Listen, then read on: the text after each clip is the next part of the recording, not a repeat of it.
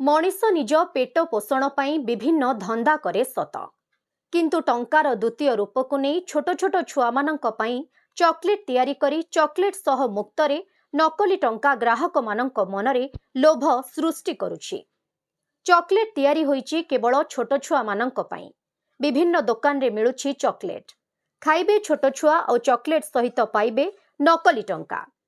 कम बयसर छुआ एही टंका को सत भावी अन्य दुकान रे किनिबा पाई प्रयास कले छुआटी अनेक गालीगुलच मध्य खाइपारे किंबा किछि दोकानी भिड़ समय रे ठकी होई जिबे। मुख्यतः छोट छुआ मानक मनरे छोट बयसरू एही नकली टंका प्रभाव पकाई पारे। तेणु जेउ कंपनी द्वारा एही बळी व्यवसाय हेउछि सेही कंपनी गुड़िक एहीपरि व्यवसाय करी छोट छुआ मानंकु भूल बाटरे न नियंतु।